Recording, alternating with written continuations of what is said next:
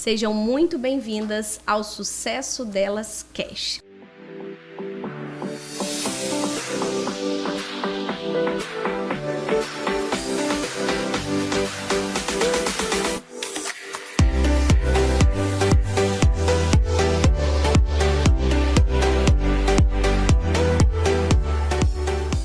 Começando esse programa hoje, lembrando você para já seguir lá no Instagram, no Spotify, no YouTube, compartilhar e também se inscrever no canal para não perder nenhum episódio, tá? Todas as quartas-feiras, às 18 horas, episódio novo para você. E hoje, nesse programa, a gente tem uma convidada, gente de peso, hein? Vamos falar sobre assuntos aqui, eu acho que jamais falados nesse programa, né? Vamos trazer aqui um pouco de conhecimento, mas também de atenção a pontos muito importantes aí para o nosso universo feminino, que é pouco abordado, pouco falado. Então hoje eu recebo aqui no Sucesso Delas Cast, Madeleine Dykman. Não sei se eu falei corretamente, gente, esse sobrenome, né? Esse nome chique, mas seja muito bem-vinda ao nosso programa. É uma alegria imensa receber uma mulher como você, com essa potência toda que a gente vai contar, né, para o nosso público aqui. Quem é você? E eu queria que você começasse se apresentando. Quem é Madeleine, né, aos seus olhos e, de repente, aos olhos também de quem te conhece. Então, fica à vontade. Primeiro, obrigada, Thalita, por esse convite, né, o Sucesso Delas Cast. E eu adoro falar, principalmente para o universo feminino. Então, parabéns pelo seu trabalho. Continue firme. Obrigada. Porque nós precisamos de mulheres com vozes, né? Em qualquer esfera da sociedade. Bom, eu sou a delegada Madeleine, né? Como eu sou mais conhecida. Eu sou uma mulher simples, sou casada com Cristiano Dykman há 10 anos. Tenho a Luísa, de 8 anos, o Conrado, de 6 anos. Eu me tornei delegada de polícia aos 26 anos. Eu fui a delegada mais nova do estado do Rio de Janeiro na época, né? Mas, assim, eu venho de uma história de superação, sabe? Eu furei uma bolha, assim, né? Eu sou a primeira da minha família a fazer faculdade. Meu pai, ele foi cortador de cana, ele era CM... Vou dizer assim, só sabia desenhar o nome, né? Semi-analfabeto. Depois ele se tornou comerciante, ele sempre me incentivou muito a estudar. E aí, a educação, ela é minha bandeira, né? Porque foi através da educação que eu fiz essa transformação na minha vida. E então, eu terminei a faculdade, com 2 currículos debaixo do braço, fui para o Rio de Janeiro, consegui um emprego de atendente de telemarketing, vendendo cartão de crédito. Então, eu recebi muito não, aquela que a gente não gosta muito de atender, já desliga. Sim. E ali depois aí eu tirei a OAB, fui advogar por um tempo, e depois eu comecei a estudar bastante, então passei no concurso aos 26 anos. Então, e ali, quando eu passei, para mim foi um desafio muito grande, porque eu não tinha experiência, né, na área da segurança pública. Praticamente foi meu primeiro emprego, além do estágio da faculdade. Você sonhou em ter esse lugar ali como delegado, como polícia mesmo? Você sonhava? Então, na época, isso é engraçado, é até curioso. Eu não estudava para ser delegada, não. Eu estudava para o Ministério Público. E aí, só que tem 3 anos, né? Você precisa para a magistratura e para o MP, você precisa de 3 anos de atividade jurídica mesmo, para estar habilitada a passar naquele concurso. E aí um dia uma amiga minha que estudava comigo chegou na biblioteca e falou: vamos fazer a prova de delegado de polícia? Eu falei: poxa, mas eu não estudo medicina legal, que é uma matéria muito fundamental para o concurso, né? E ela: não, você estuda no meu caderno, a gente vai... Só tinha um mês para a prova. E ali eu tomei uma decisão, que eu digo que são as decisões de inflexão da nossa vida, que vai mudar o rumo da nossa história. Essa decisão foi tomada no dia 16 de novembro de 2006, e eu me lembro como se fosse hoje. Eu estudava na Universidade da Unirio, ali na biblioteca, no Rio de Janeiro, ali na Praia Vermelha. Eu me lembro que eu fui tomar um ar, sentei ali naquela praia, e eu falei: bom, eu não posso ficar muito tempo aqui no Rio, meus pais estão me ajudando, eu tenho que dar um jeito de passar, pelo menos na primeira fase desse concurso, para dar um passo a mais. Eu tomei a decisão ali naquele dia de que eu ia passar na primeira fase do concurso de delegado, eu ia estudar e eu ia dar tudo de mim. E de fato, entre 16 de novembro e 17 de dezembro, que era a prova, eu dei 100% daquilo que eu podia. E para você ter foco, muitas vezes, mais importante do que o foco é você dizer não. Então eu tive que dizer não para muitas coisas naquele mês, foquei 100%, e aí inicialmente eu perdi perdi numa questão, depois eu recorri, e aí depois eu descobri que o meu cartão resposta, a caneta borrou, ele anulou uma certa, eu tive que fazer um recurso que não existia, mas porque eu tinha muita fé e muita convicção de que eu ia passar. Então eu criei atalhos que não existiam para passar.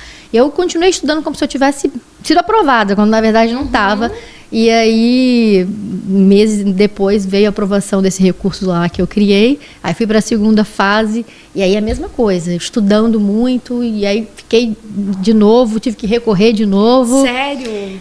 E aí... Só os desafios, né? E aí eu recorri de novo, e aí quando eu fui para a fase oral, eu falei, bom, já que eu botei meu pé aqui, eu nem estava esperando, né, conseguir avançar tanto, e agora esse sonho ninguém me tira. E aí no dia 7/7/2007, que isso é uma data muito importante para mim, eu passo na prova oral de delegada, e ali eu me lembro que eu tinha feito uma promessa para o meu pai, no comércio dele, quando eu deixei a minha cidade natal, que é Campos dos Goytacazes, e eu falei para ele, pai, me dá 3 anos, em 3 anos eu vou passar. Então, em 3 anos cravado, dia 7/7/2007, eu sou aprovada no concurso. Então, assim, nossas declarações têm poder, eu acredito nisso, nossas palavras, aquilo que a gente acredita, aquilo que a gente visualiza tem muito poder. E aí eu me torno, né, aos 26 anos, a delegada mais jovem do Rio de Janeiro naquela época, né? Obviamente que hoje não sou mais a mais jovem. Abriu, na verdade, você abriu espaço, né, para outras também chegarem e entenderem que não é nem sobre idade, né? Que era possível. E por decisão, né? Acho que ali eu tomei na decisão. E aí eu fiquei 4 anos na capital, trabalhando em zona conflagrada, ali em área de comunidade mesmo, Jacaré, Mangueira. Eu participei, fui convocada na época para retomada do Alemão, em 2010. Então, eu trabalhei naquela área ali de bastante narcotráfico, homicídio. Então, eu trabalhei essa área pesada, né, no Rio de Janeiro, e depois eu volto para minha cidade, em 2011. E ali eu assumi, né, várias delegacias como titular.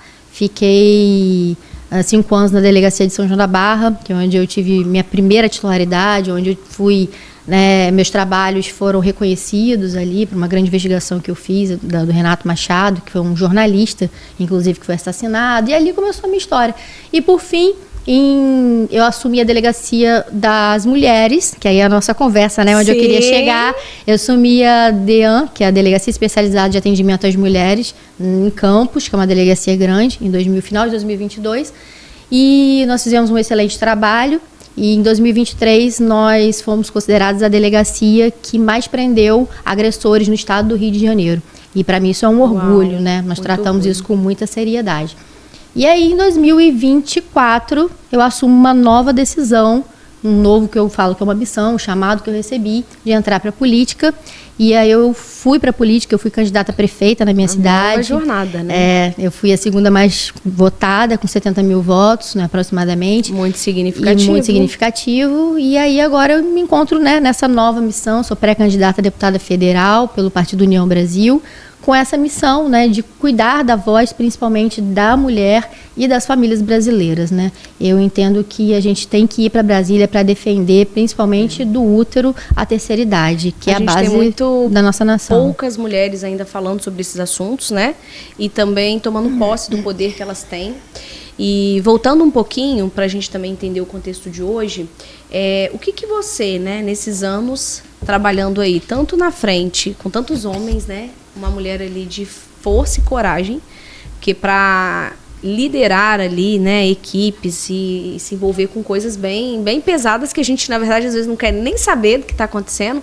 E depois também à frente desse universo aí da Delegacia da Mulher, casos que você acompanhou, que você viu, e o que você percebeu com o seu olhar, tanto de política, né, quanto de mulher, de mãe, de esposa, de delegada, que era negligenciado ou talvez não visto da forma que deveria, esse cuidado com a mulher, pelo nosso direito também, das coisas que acontecem, que a gente vê muito hoje, né? O feminicídio é algo que tem se falado muito, sempre aconteceu, mas eu acho que com a era da rede social isso veio com mais intensidade e hoje as pessoas levam os casos, né? Mas a gente ainda encontra muitas mulheres em situações de vulnerabilidade, sem coragem, que têm medo, que são julgadas. Então esse é um assunto muito importante para a gente trazer nessa mesa, porque eu acredito que uma mulher também do seu porte, né, com a sua experiência e também hoje ingressando numa nova jornada política, as pessoas entenderem o que nós precisamos enxergar que talvez a gente ainda não enxergue, né? Quais os papéis que a gente precisa ocupar dentro da sociedade para mudar esses quadros, para melhorar, para, né, diminuir o máximo do máximo que a gente conseguir. O que você enxerga desse contexto todo? Eu vou falar uma palavra que eu acho que traduz todas essas esferas que você conversou, na esfera da família, na esfera da violência doméstica, do combate, na esfera da política. E acho que é uma palavra que marca a minha história, a minha trajetória, que é a humanidade. Se você não tiver humanidade e empatia para entender que você está desempenhando um papel e que aquele papel você precisa olhar para o outro e cuidar do outro, você está fadado ao insucesso ou simplesmente ficar fazendo barulho. Deixa eu traduzir isso em exemplos. Quando eu comecei a minha história, imagina, 26 anos, entra numa delegacia, nunca tinha um emprego e de repente você já está com uma arma, você já é uma autoridade policial. Sim. E aí, você sempre tem uma descrença. Tudo que você começa a fazer, você nunca começa com proficiência, né? Você não começa, né, sendo exemplar naquilo que você faz. Mas ninguém vai te respeitar pela história que você conta. Todo mundo vai te respeitar pelo resultado que você apresenta. E isso é indiferente para homens e para mulheres, né? Você precisa apresentar resultados. E aí o que eu entendi como os meus resultados colhidos? Porque em cada caso eu me entregava como se fosse uma única vida. Aquela vida, ela era importante. Aquela vida era o meu mundo naquele momento. Então, e o que eu posso trazer, assim, um caso que aconteceu comigo lá, logo no meu primeiro caso. Eu peguei um senhor que ele morreu num incêndio e a luz, a gente foi pro lugar, não tinha luz, não tinha nada, tudo apagado, porque por causa do incêndio teve que cortar a luz. Eu praticamente me debrarei, assim, com o defunto. E mexendo nas coisas dele, fazendo a perícia, depois da perícia eu encontrei uma carta, uma caixinha com documentos e cartas que ele guardava dos filhos. Aquilo ali para mim não tinha relevância nenhuma do ponto de vista criminal, nenhuma, mas eu guardei porque eu sabia que a família ia precisar daquilo. E aí eu sabia que o nome do filho era Marcelo. Um dia eu liguei: Marcelo, eu guardei uma coisa para você. E ali eu guardei e entreguei aquela pasta pro Marcelo. Você vê que eu lembro até o nome dele até hoje, tem tantos anos, né? E tinha uma carta que o pai tinha escrito para ele e que nunca tinha sido entregue. E ele, lendo aquela carta, ele chorou na minha frente. E aí eu falei: cara, hoje eu venci, né? O pai se foi, mas eu cuidei dessa pessoa que ficou. É só um exemplo bobo, sim, mas assim, tantos outros, né? O valor das coisas, faz, né? Então, quando nós chegamos na DEAN, por exemplo, algo que eu reputo muito especial, que eu criei, que foi o núcleo de atendimento a mulheres vítimas de violência sexual. Porque a DEAN, quando você chega lá, ela tem um plantão de atendimento, né? Mas eu entendo que uma mulher que é vítima de violência sexual, ela foi muito machucada, não só fisicamente, quanto emocionalmente. E essa mulher precisa de um lugar muito especial para ser atendida. Então, a gente treinou e capacitou duas, né, policiais, uma delas está aqui com a gente, e a Lu, e essas mulheres, elas eram atendidas com total respeito e dignidade, entende? E ali não era só uma questão de números, era entender o que aquelas mulheres estavam passando, não só as mulheres, mas as crianças também, vítimas. E isso fez uma mudança de atendimento. Por exemplo, lá na delegacia, eu nunca permitia que uma mulher ficasse, né? A gente tem dificuldade de servidores, né, número de servidores, sim, mas eu não permitia nunca que uma mulher ficasse mais de 2 horas esperando, jamais. Então, eu fazia todo tipo de intervenção pelo olhar da humanidade. E quando você vai para o campo da política, se você for debater políticas públicas só para fazer barulho nas redes sociais, né, para levantar bandeira, sem enfrentar definitivamente um olhar da pessoa que está na ponta, que precisa desse cuidado, você não está fazendo política, entende? Então, e aí eu estava comentando com as pessoas que hoje o feminicídio é um tema muito quente nas redes sociais. É um tema que todo mundo quer falar, todo mundo tem um caso. E é um caso que é uma epidemia hoje, a verdade. Nós temos, não temos ainda os números de 2025 fechados, mas o último número que nós temos é que uma mulher foi morta, 4 mulheres por dia, né? Uma mulher morta quase a cada 5 horas. O que significa dizer que nós estamos numa epidemia, uma coisa assim que a gente não consegue pensar, Quando mensurar. Não é morta, o tanto que ela apanha, várias tentativas, vive, né? De feminicídio, socos, facadas, enfim.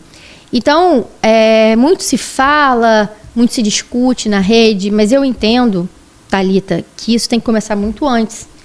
Esse cuidado com a mulher, ele tem que ser muito antes, porque o ciclo abusivo que acontece num relacionamento abusivo, ele já vai te dar um indicativo de que essa mulher vai ser morta. E você precisa intervir antes, né? Tentar tirar ela, porque quando um abusador chega, né? Nunca vai começar com tapa. Sim. Nunca vai começar com tapa. Primeiro ele vai, né? Que eu gosto de falar isso, ele vai rir da sua música, ele vai reclamar que você está assistindo série, ele vai dizer que suas amigas não prestam, né? Que sua mãe não gosta dele, suas irmãs ele vai são... criando ali uma bolha, um sistema pra pessoa, de controle, né? E É. ele vai afastando aquela pessoa das bases de segurança dela. E aí, quando essa pessoa está com as bases de segurança afastadas, as bases afastadas, ela não tem mais para onde correr. E ela acaba ficando ali naquele ciclo, que é o quê?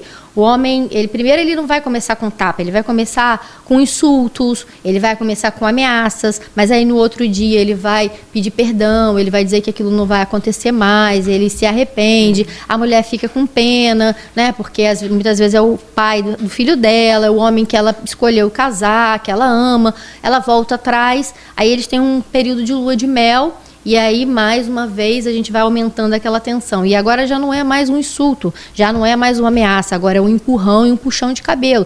E esse ciclo, ele vai se repetindo inúmeras vezes e muitas vezes sem essa mulher passar pela delegacia, entende?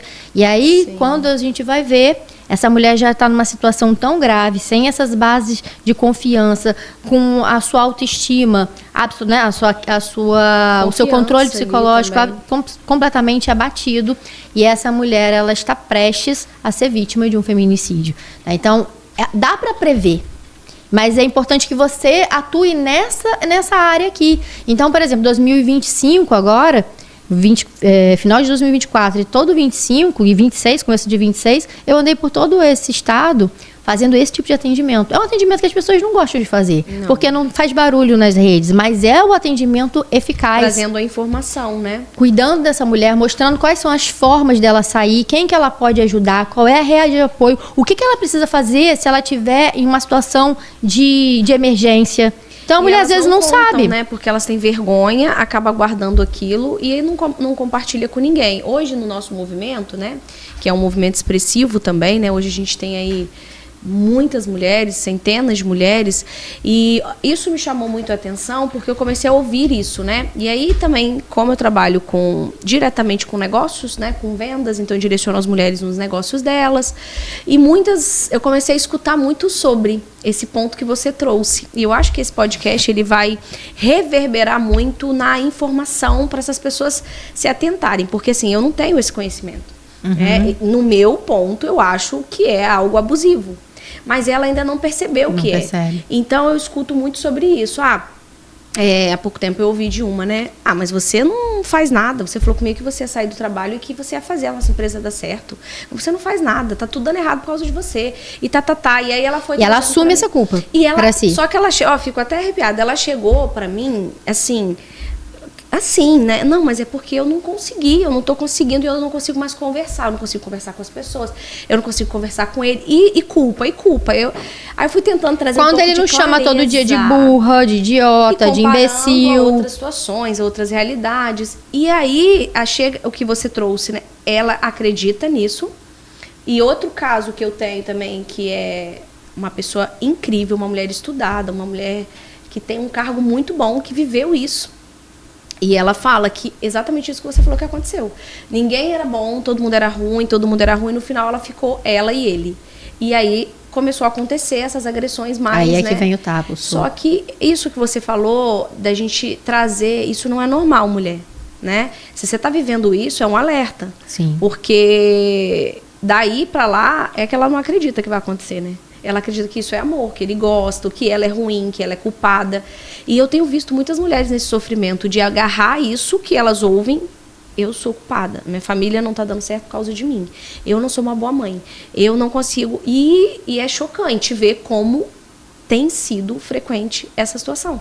E realmente, se você não traz essa informação, porque às vezes ela não vai chegar e vai contar. Às vezes ela conta pra mim, mas no sentido assim, você consegue me ajudar? Aí eu mudar? O que eu posso mudar pra eu fazer o que ele quer, pra eu ser melhor? E aí, como assim, né? E se a gente não traz esse assunto, se você não traz essa relevância de informação, ela não vai saber que isso tá errado. Sim. Então é o que você falou, começar da base é trazer isso aqui. Cara, se você tá vivendo isso, você precisa ter um ponto de alerta, né? Sim. E ter coragem de buscar ajuda e ter apoio. Porque uma coisa que a gente ouve também é que muitas vezes elas chegam para buscar esse apoio, até nas delegacias, e elas são maltratadas. Sim. Não, tipo, Sim. mas não aconteceu. É verdade. Mas você não isso.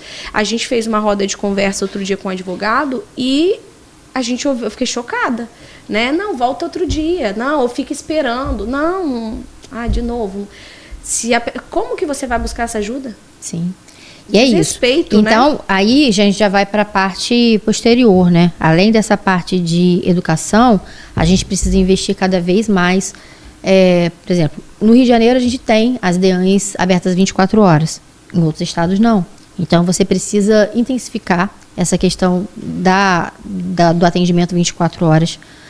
Precisa intensificar a capacitação. E aí você tem que ter pulso firme para tratar essa questão com humanidade mesmo. Porque para essa mulher que toma coragem de ir para uma delegacia, a palavra é coragem mesmo. Ela está deixando muita coisa para trás. Muito. Ela está deixando muita história, ela está deixando muita dor, ela está deixando muito sonho, muitas expectativas. Às vezes ela é totalmente dependente financeiramente dessa pessoa também. Sim. Então ela tem que recomeçar do zero. Sim, então assim, são várias as justificativas, né? Normalmente é porque ela acredita que o homem vai mudar, ela acredita que através do esforço dela o homem vai mudar. Muitas vezes, e é a maioria dos casos, tá? A dependência financeira. Essa mulher, ela não deixa esse homem sair de casa ou não incentiva que ele saia porque ela não tem como manter os filhos e muitas vezes ela prefere tomar um soco do que deixar o filho sem comer. É a realidade do Brasil, Thalita. É a realidade. Eu tô falando de uma realidade que eu vejo todos os dias. Entende? Então, assim, essa mulher falou assim, prefiro apanhar do que deixar meu filho morrer de fome. Viver nesse lugar, Às vezes mora numa casa em que é da família do agressor. Então, se ela sair dali, ela não pensa assim, eu vou ter que sair daqui. Eu tô dentro de um condomínio ali, que a gente, né, às vezes tem muitas casas no mesmo terreno. Eu vou ter que sair, para onde é que eu vou? Vou para baixo da ponte? Então, ela tem que aguentar calada. Muitas vezes, aí nas classes mais altas, é a vergonha. Porque essa mulher não quer se expor na sociedade, que olha para aquela família margarina, mas não sabe o que está acontecendo. Então, o que eu quero dizer para você, né, mulher que está nos assistindo, se você está passando por isso, você não pode passar por isso sozinha. Você precisa buscar uma amiga, um aconselhamento, sua mãe, sua vizinha, alguém. Tem vários, a gente tem o Disque 100, a gente tem o aplicativo 180, que você pode se informar, né, para não se sentir sozinha, porque às vezes você não está pronta para denunciar nesse momento, mas vai ter um momento em que você estará pronta e aí você precisa se dirigir a uma delegacia, né? Certo? Para poder pedir a medida protetiva. Tem gente que diz assim, mas medida protetiva, tem gente que já morreu. Claro, já aconteceu, porque o Estado ele não é onipresente o tempo inteiro, mas a gente tem certeza absoluta que muitas vidas já foram salvas por conta da medida protetiva. E agora a gente já tem a questão da lei, né, do homem estar com a tornozeleira eletrônica, isso já vai ajudar bastante, só que a gente precisa recrudescer o sistema penal para não dar nenhum tipo de benefício para esse criminoso. E uma outra coisa que precisa avançar muito na violência doméstica é a celeridade do julgamento. Então, a gente vê crimes aí que aconteceram em 4, 5 anos sem um júri. A gente precisa tratar isso com muita severidade para que a gente reduza esses números, né? Que a gente, infelizmente, só está vendo crescer.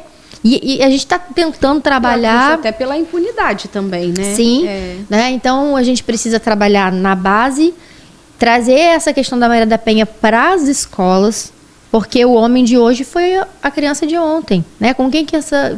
Ele está aprendendo como isso, né? E a gente tem que reestruturar as famílias. As famílias precisam ser reestruturadas. Eu costumo dizer que eu acredito num mundo onde os homens precisam ser desafiados, as mulheres valorizadas e as crianças protegidas. Porque se a gente não criar essa cultura de valorização da mulher, ela sempre vai ficar nesse lugar de objetificação. O que é isso? Ela é o objeto, o homem é dono dela. E é sobre isso que a gente precisa ter um olhar, né, de valorizar essa mulher, de proteger essa criança, e que esse homem seja um homem forte, mas é um homem que proteja a sua casa, e não aquele que vai, né, bater na mulher. Sim. As crianças submetidas àquela cena, aquela visão, e aquilo ali vai se tornando normal. Vai se tornando normal, e com certeza vai atingir o emocional daquela Sim. criança. Ela não vai se tornar um adulto sadio, né? Então, se a gente quiser consertar nossa nação, a gente vai ter que consertar as nossas famílias. Nossa, isso é muito sério, né? Acredito que tudo começa mesmo na família, e hoje a gente está vivendo também um desequilíbrio de valores muito grande, tanto que a gente está vendo essas atrocidades aí que a gente tá vivenciando ali toda hora, todo momento a gente vê essas coisas horrorosas acontecendo, e com relação de filho com a mãe, filho, pai. Então, como que foi esse start que você percebeu? Falou, não, eu preciso agora caminhar em outro lugar, né? O que aconteceu ali dentro de você que você percebeu, não, eu vou precisar sair desse lugar agora, que eu já vivi muita coisa, mas eu vi que eu não consigo mudar mais do que até aqui, para poder chegar nessa decisão de caminhar para a política? Então, como eu te falei, né, eu sou delegada, faço 18 anos de polícia agora, então, assim, graças a Deus eu sempre fui muito bem sucedida naquilo que eu me comprometi a fazer dentro da segurança pública.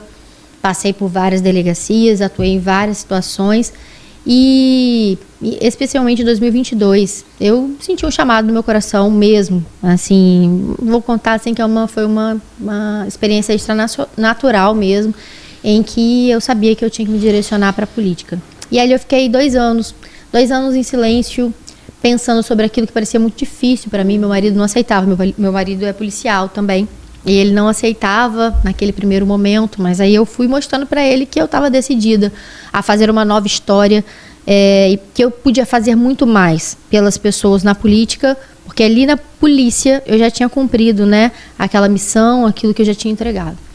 E aí em 2024 a gente voltou a conversar. Eu falei, meu amor, eu vou te esperar, se você disser que não é o nosso tempo ainda, né, como uma mulher sábia. Sim. Óbvio que eu não ia colocar minha família em risco. E aí ele falou, então vamos lá, vamos conversar com alguém.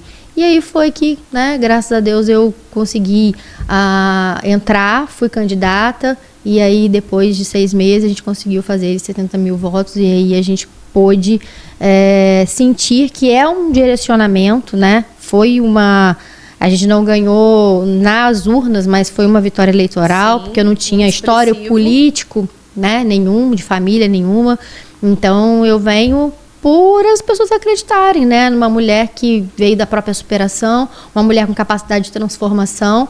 E é isso que eu desejo, né, ajudar as pessoas a transformar a própria vida, né, através da política, porque a gente pode ajudar as pessoas através da política. Hoje o brasileiro está cansado da política, né, porque ele não vê as coisas acontecerem. Mas se a gente não tiver política, vai faltar comida na mesa, vai faltar transporte, vai faltar remédio dentro do hospital. E é quando você efetivamente vai precisar é que você vai sentir essa dor. E eu tive uma experiência muito bonita. Uma amiga, ela convivia comigo, e eu falava que eu sentia esse chamado no meu coração. E eu acho que ela acreditava que meu chamado não fosse ali. Ela queria, eu sempre gosto de pregar o evangelho. Talvez ela quisesse pensasse que meu chamado era no evangelho, enfim.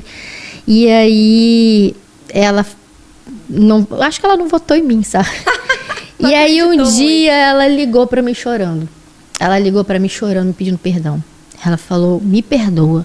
Eu falei, mas por quê? O que foi, irmã? Ela falou assim, me perdoa. Eu tô aqui agora com o meu sobrinho, precisando de um hospital, eu não tenho para onde levar, eu não tenho uma ambulância, ele morava longe, e eu sei que se você tivesse entrado isso teria sido diferente, me perdoa. Acho que ela não falou, mas ela quase disse, né, assim, eu não votei em você, mas eu sei que você tem algo no seu coração para transformar, para mudar essa cidade. Então é isso, eu venho para ser uma mulher que eu falo assim, né, uma coragem mesmo, que você falou, uma mulher, é isso, força e coragem para libertar um povo, e essa é a minha missão agora, é nisso que eu estou imbuída, e se Deus quiser, né, se as pessoas me permitirem ir para Brasília, para ser essa voz que vai defender, né, ser o escudo da família, né, o escudo da família, a segurança pública, né, também é uma outra bandeira que eu tenho muito fortemente, sobretudo do âmbito da violência doméstica. Nós precisamos ajudar essas mulheres a a sair desse lugar, voz, né? a ter voz. E inspirar outras mulheres também a entender que esse lugar é para nós também, né? Muitas vezes a gente deixou a política, nós deixamos a política de lado, e quantas coisas nós perdemos porque não teve uma voz feminina lá para brigar. O homem pode ser muito bem intencionado, mas ele não sabe a realidade que nós vivemos. Então nós precisamos de cada vez mais mulheres. E aí eu estou falando para você, mulher que está em casa hoje, se você tem um pouco de vontade de entrar na política, entre, faça a diferença. Ainda que seja difícil no começo, vai dando os seus passos, porque o Brasil, a nossa nação, precisa de você, precisa do seu olhar. E é assim que a gente vai mudar essa história. Sim.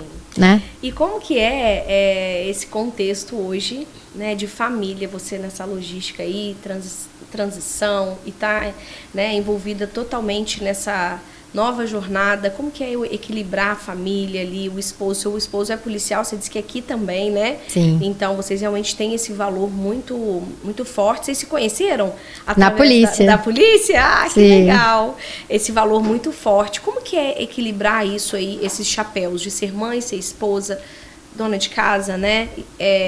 Política e tantas outras coisas que você vem vivendo nesse momento, Madeleine? É bem desafiador. Não vamos contar história vamos aqui. Tirar a mulherada aqui. Não vamos contar história aqui para mulheres, né? É bem desafiador, mas eu acho que são prioridades. Eu acho que a gente tem que ter prioridade, colocar a nossa família como prioridade. Eu sempre falo, a família é a base de tudo. E assim, você nunca... Não dá pra gente ser 100% nem em nada, mas você tem que estar intencionalmente naquele lugar ali onde você foi chamado para uma missão. O nosso maior ministério é a maternidade. Eu acredito nisso, né? Para a mulher que quer ser mãe. Então, ali é minha base. Então, o que eu procuro fazer? É óbvio que eu tenho uma rede de apoio, né? Eu tô aqui hoje, então eu tenho uma rede de apoio para me ajudar. Mas eu procuro... quando eu estou com os meus filhos, quando eu estou né, em reunião com a minha família, ser presente 100% naquilo ali. Então eu tenho que botar regras. Às vezes a gente tem que botar regras, né? Então hoje, por exemplo, eu já não pego mais o celular depois das 8 da noite para dar atenção, né? Eles me cobram, às vezes, as crianças hoje cobram você. Ai, mamãe, para de mexer no celular. Muitas vezes, quando eu chego a casa, eu termino de resolver as minhas questões no telefone dentro do carro, para poder chegar dentro de casa e esquecer que o telefone está ali para poder dar atenção, né? E cada mãe, ela vai ser diferente. Tem mãe que gosta de brincar. Nós somos muito cobradas sobre isso, né? Tem a mãe que gosta de brincar, tem a mãe que sabe fazer comidinha. Eu não sou essa mãe, eu sou a mãe que gosta de conversar. Então, eu sou aquela mãe que gosta de botar para dormir, de orar com os meus filhos, de perguntar como foi o dia, de sair à tarde, quando eu posso, né, ali fazer a atividade deles e sair conversando sobre os sonhos dela. Então, hoje eu vejo que os meus filhos, eles se inspiram muito em mim. Eles se inspiram em dizer, mãe, você é maravilhosa, eu quero ser como você. Você ouvir isso de um filho? Eu quero ser como você? Aí você fala, cara, tá dando certo. E aí, esses dias eu perguntei pro Conrado, de 6 anos, falei, Conrado, vamos agradecer a Papai do Céu, vamos dormir e agradecer a Papai do Céu. Pelo que você tem que agradecer? Ele foi rápido, eu quero agradecer pela família que eu tenho, porque é a coisa mais preciosa. Uma criança de 6 anos, eu falei, cara, tô indo no caminho certo. Aquilo tá me dando sinal de que as bases, né, os valores estão fortes. E é isso, tentar dar o máximo de atenção, não delegar, cuidado dos seus filhos, né? Você só viver com babá? Não, cara, você tem que cuidar dos seus filhos.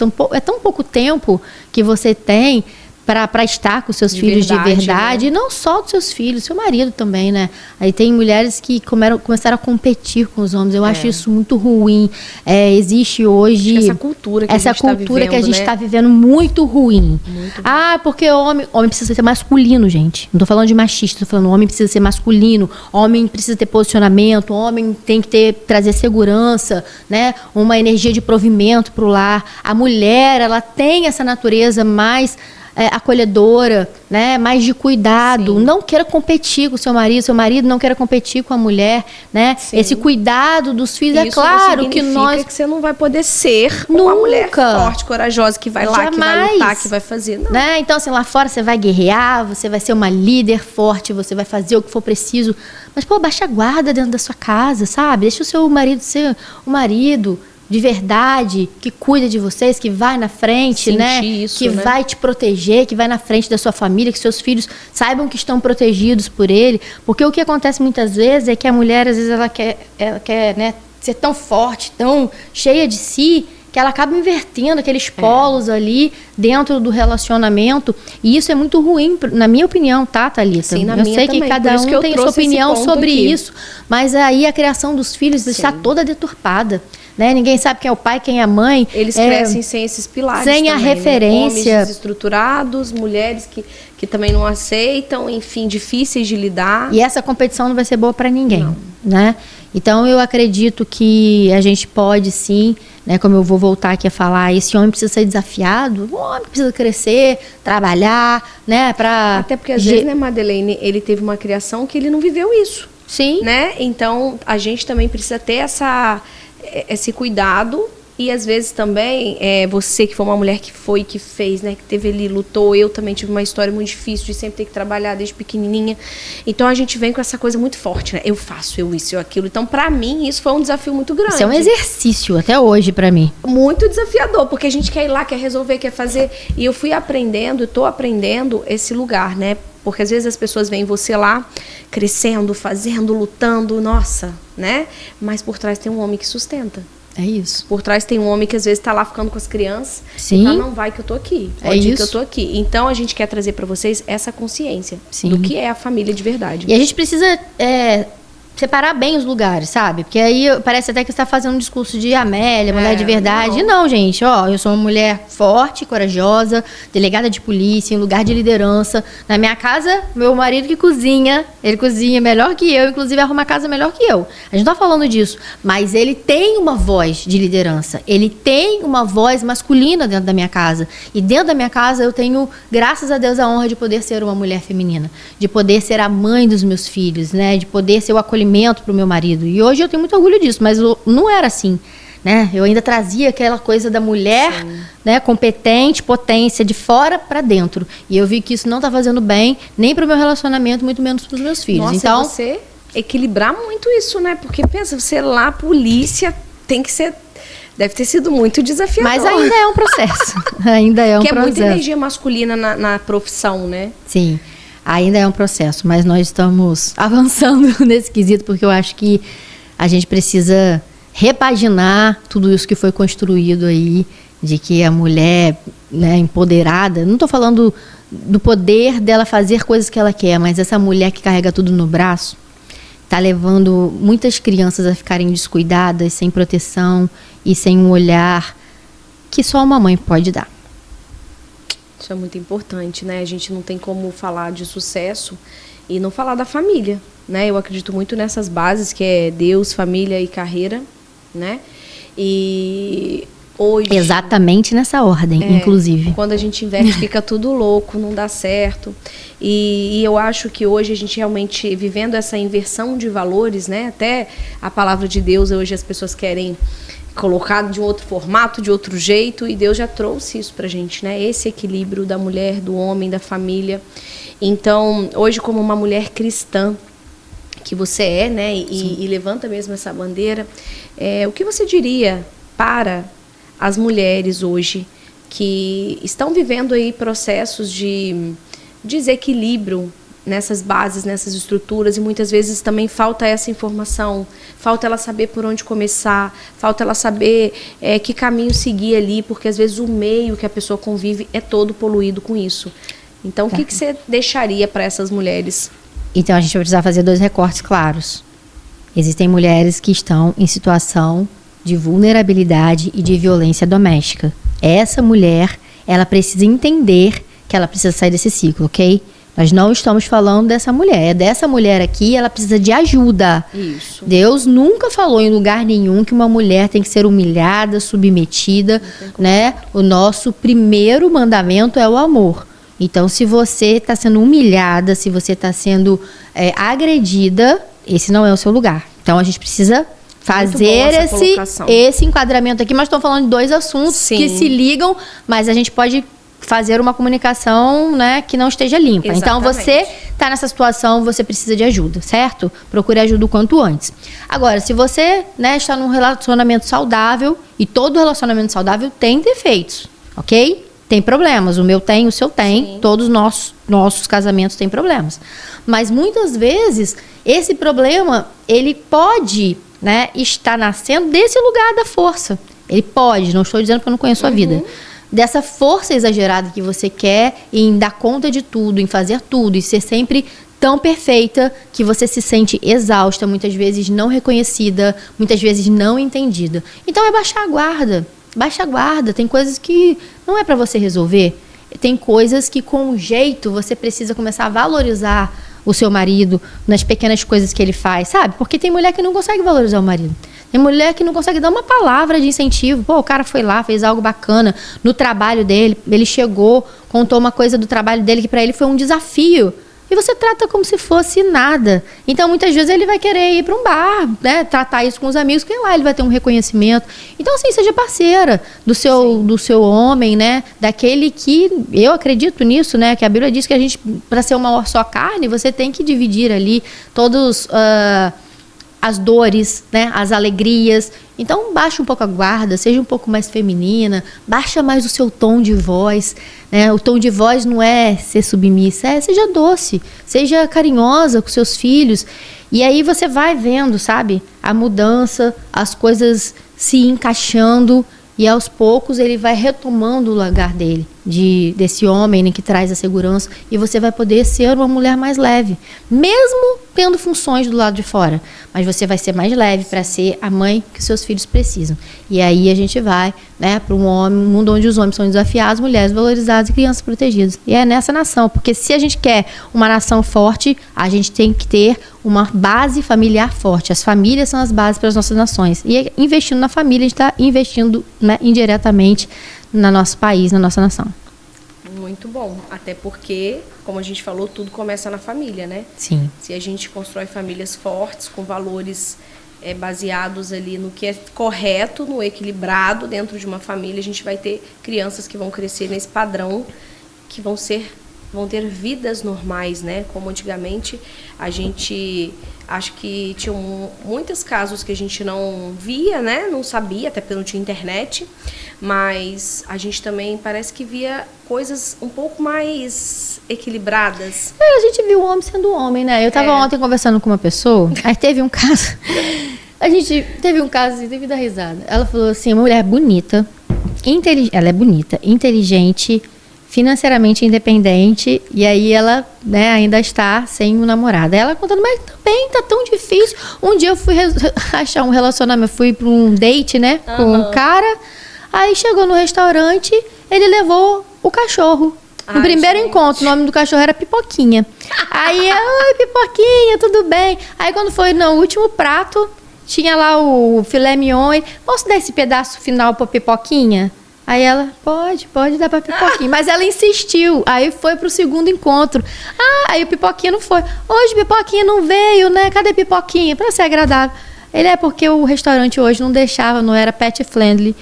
Cara, esse é o retrato dos homens que nós estamos vendo hoje. Mas isso é fruto, né, de uma cultura, né, de desmasculinização. Pelo amor de Deus, não precisamos inverter esse negócio. O homem que começou a usar chupeta, o homem que está fazendo curso para chorar. Pelo amor de Deus, que história é essa? Não, é sério. Curso de 22 mil, tava aí nas redes sociais. Pro homem aprender a se emocionar, pro homem aprender a chorar. É disso que nós estamos tratando. Pelo amor de Deus.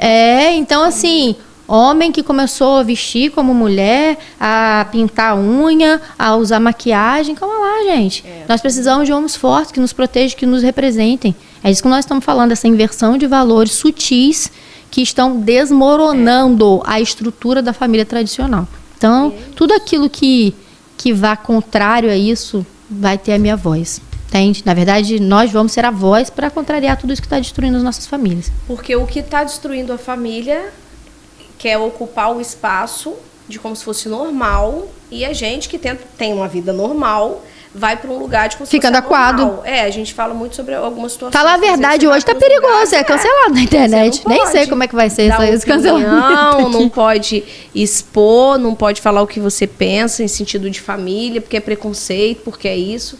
Então, a gente está vivendo um tempo, assim, bem desafiador, né? Por isso eu acho que as pessoas estão desacreditadas da política, não estão mais acreditando em ninguém, né? A gente vê muitas pessoas falando, não acredito mais em nada, mas em ninguém. Mas se a gente não acreditar em nada, e se a gente não acreditar em ninguém, como que vai ser, né? Então, hoje, dentro dos seus projetos aí, que você pontuou alguns aqui, tem alguma coisa que você queira reforçar, que você vem trazendo ainda com mais desejo de implantar, de mudar, de lutar, né, na verdade? Sim, assim, eu tenho 3 bases muito claras, né? A primeira delas é a proteção da família, como eu te falei, do útero até a terceira idade. Então, tudo aquilo que for afetar, né, a base família, minha voz vai se levantar contra, não dar brecha a esse tipo de lei, né, e criar cada vez mais as leis de proteção às mulheres. Então, assim, trazer a extensão das delegacias 24 horas para todo o estado e, principalmente, a repressão eficiente ao tanto ao agressor das mulheres quanto a qualquer tipo de bandido, porque hoje o bandido ele não fica preso. Né? A gente fala que a gente enxuga gelo todos os dias na polícia. Então, o sistema penal, ele precisa mudar. A gente precisa mudar as leis, porque hoje o que a gente está vivendo é a cultura de bandidolatria, né? O bandido virou, gente, né?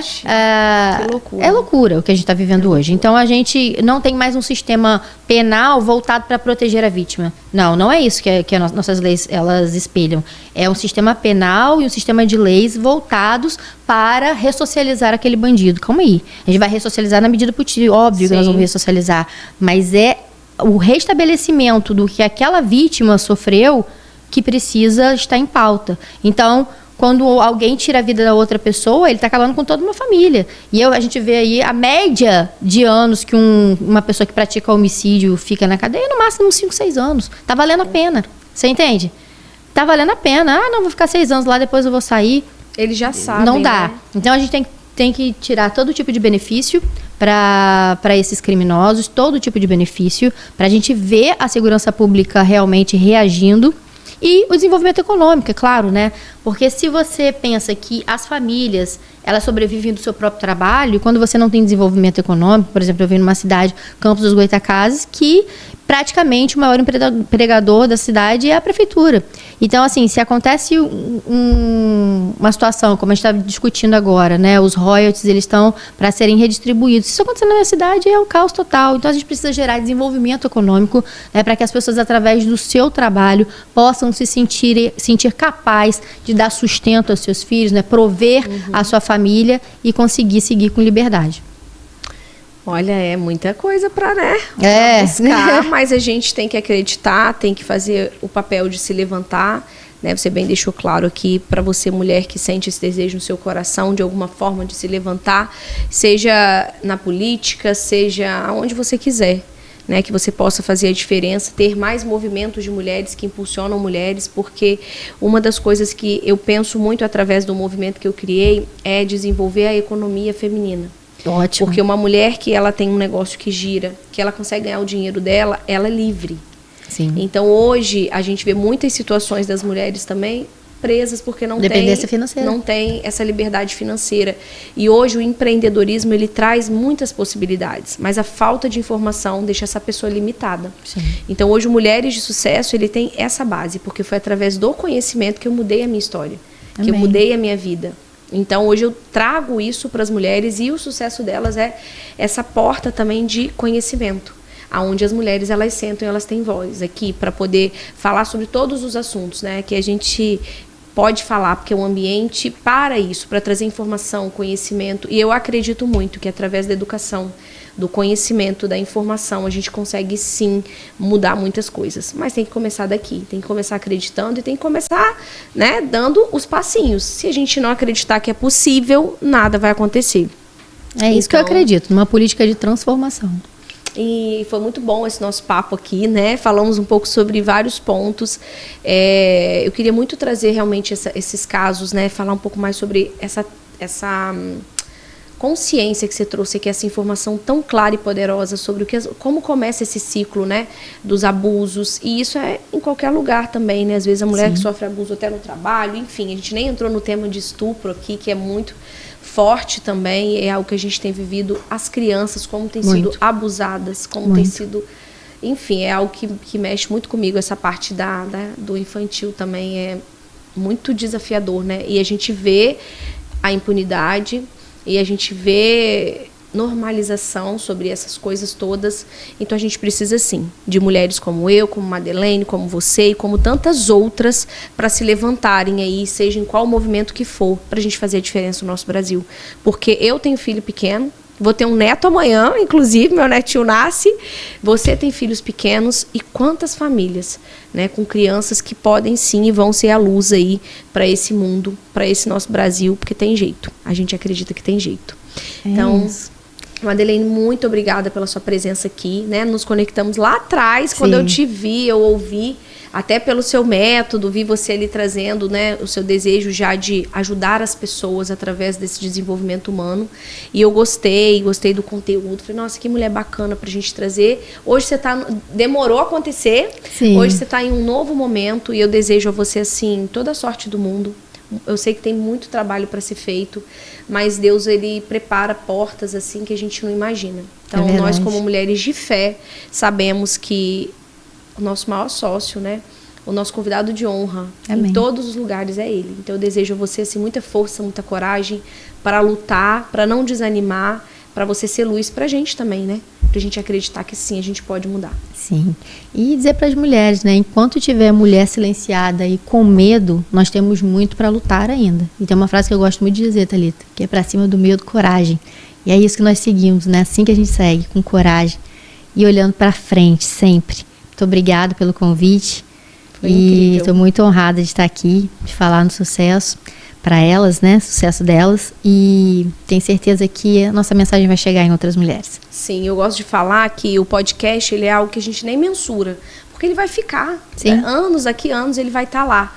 Né? Então a pessoa vai ver, ela vai ouvir, então essa informação vai chegar a quem ela tiver que chegar no momento que for, ela é atemporal, né? Sim. Então que a gente possa sim levantar essas vozes, né? E que mais e mais mulheres acreditem na força que elas têm. Eu tô aqui, né? Como fundadora de um movimento, como mentora, como apresentadora desse programa, Madeleine também em todas as suas frentes para dizer para você, mulher, que assim como a gente que teve coragem de levantar, de colocar a nossa voz em movimento, né, de colocar a coragem no lugar do medo, você também pode, tá? Então, muito obrigada. O sucesso delas está aberto para você quando quiser voltar. Muito obrigada. E vamos seguindo essa história. E antes de finalizar esse programa, eu quero agradecer os meus patrocinadores, eles que fazem também esse programa acontecer, que fazem a informação chegar até você. Agradecer a Pomer Fruit, da horta, da roça, direto para sua casa, trazendo saúde e qualidade. A Macaense Lagos Offshore, que tem ele tudo o que você precisa para sua empresa, para sua obra, a Priscila e o Juan que estão prontos para te atender, para te trazer toda a tranquilidade. Quero agradecer também às meninas do Hot Dog do Betão, que faz parte da história macaense, agora também em Rio das Ostras, essas mulheres fortes e corajosas que estão aí construindo esse negócio com o legado de uma família. Muito obrigada por apoiar esse programa e lembrar você para não esquecer de se inscrever nos canais, no Spotify, no YouTube, compartilhar com mais pessoas para que essa mensagem chegue. Um beijo, fiquem com Deus.